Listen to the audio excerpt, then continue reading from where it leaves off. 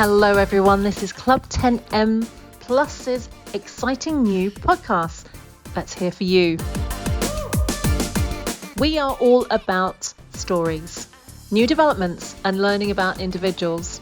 Our hope is that you will join us every week to hear about our distinguished guests. We hope to inspire you, bring you laughter and make you reflect. Our guests come from all walks of life and primarily they want to share their stories. Not sure about you, but I love a good story. So Club 10M Plus have devoted their time to creating these podcasts, to sharing great ideas and stories and much more. So tune in every week to make sure that you don't miss out. It could be you next week. Want to know more? We want to hear your stories. So sign up and be our next guest.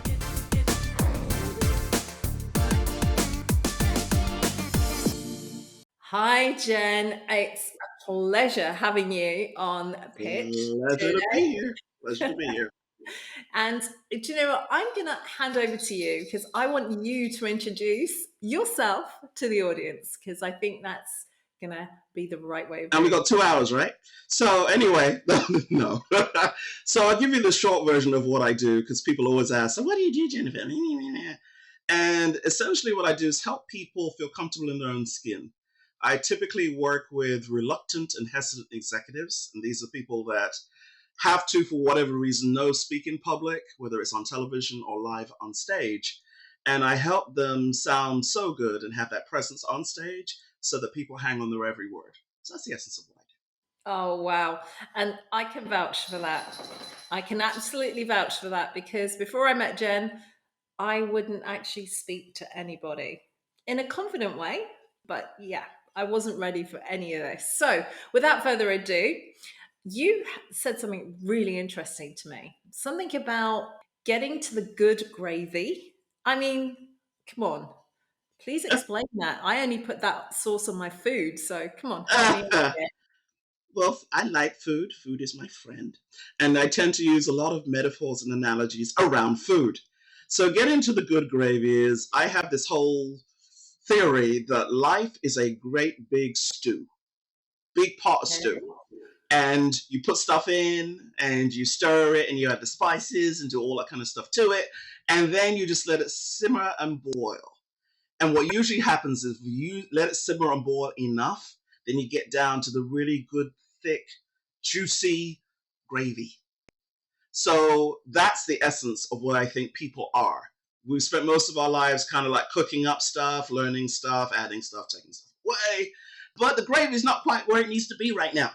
So I think with sometimes experiences, with knowledge, with mentorship, sometimes coaching, sometimes silence, we boil down to the good gravy, which means you get to the core of you, which is your truth, your authenticity, embracing all of your flaws, embracing all of your genius. And then when you get to that point where the gravy tastes just good because it's boiled down real good, that's when you truly stand out.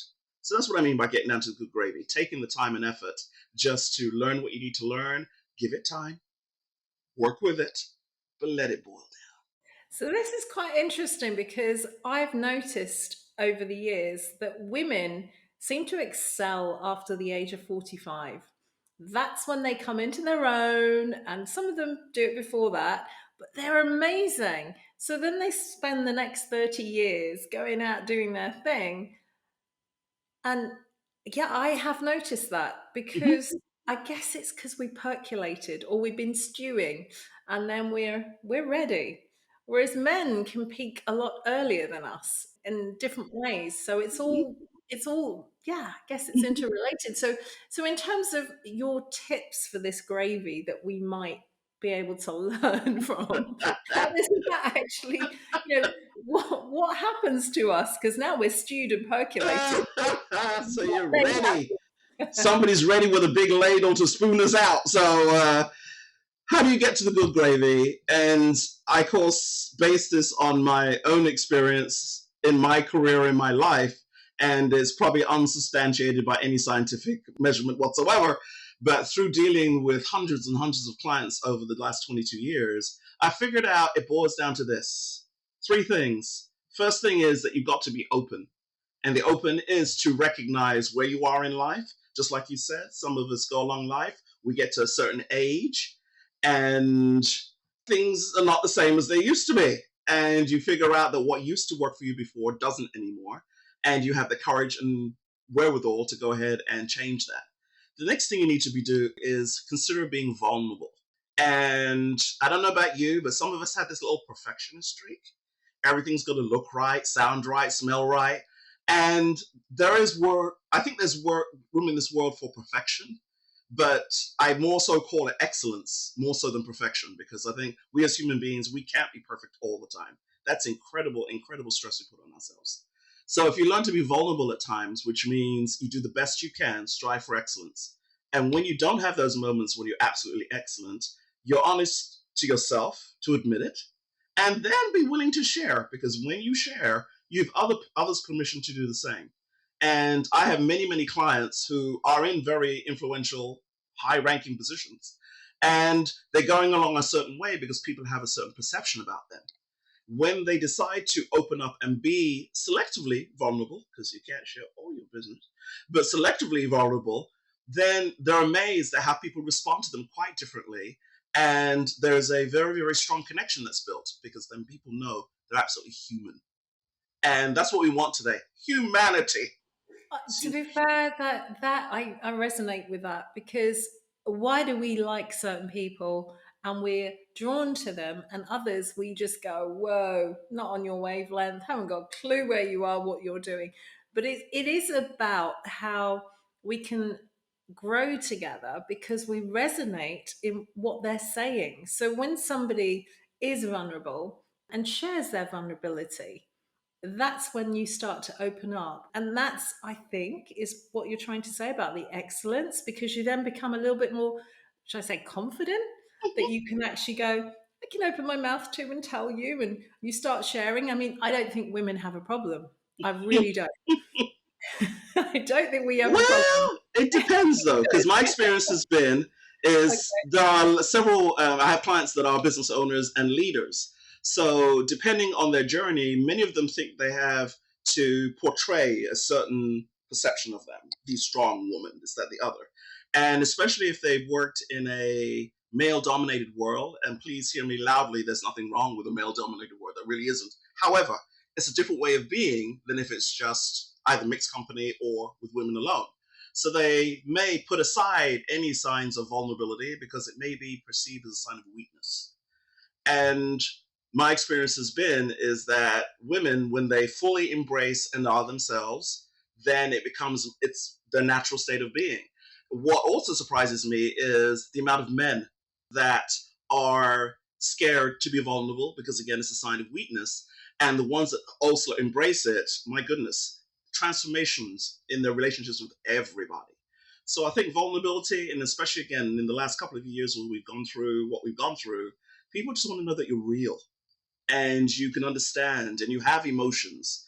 And I do teach you how to communicate those emotions, I would say, effectively, so that it's not you breaking down and sharing all your business, but you will share bits and pieces about yourself that people didn't know and they automatically connect to because they feel the same.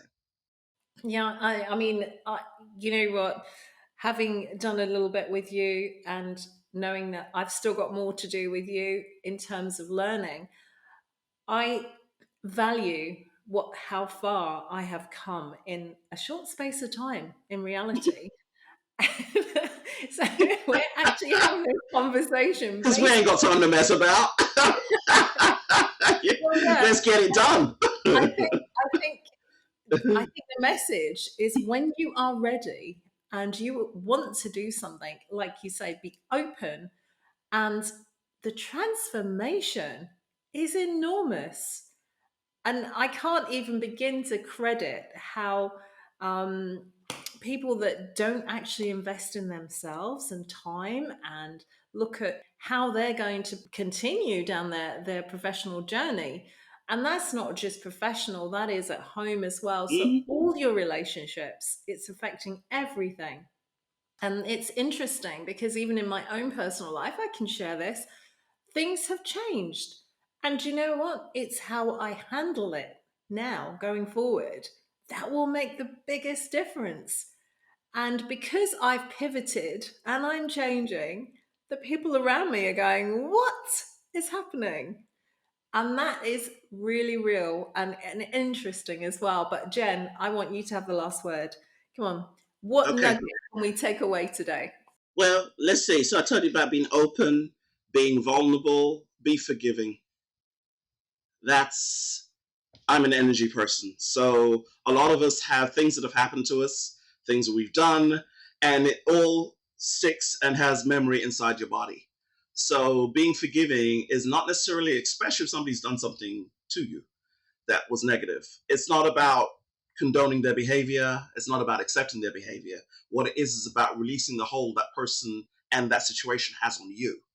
So that's what forgiveness I've learned and been living through is about releasing that stuff. Because again, you can talk about being vulnerable and you can talk about being open, but if you're still holding on to old grudges, old stuff, then ultimately it will come up to bite you and it will show up somewhere in your life, whether it's the way that you have relationships with people, the way you communicate, but it will do so. So forgiving, and that's a process. That is a definite process. But once again, like you said before, once you make the decision, okay, I need to connect with people on a different level. I need to get to that good gravy. And what's stopping the good gravy? All the negative stuff that is locked in to the bad stuff that's happened to you. So forgive, release that. And then that makes the process of getting to the good gravy that much, much, much, much more easier. Oh, loving it. I'm feeling hungry already. It's that time of day. And I really want to thank you for joining us today and being with us. And I am really hoping that you will come back again. Well, Thank if you, I Jenny. must, that'll be my pleasure. Thank you.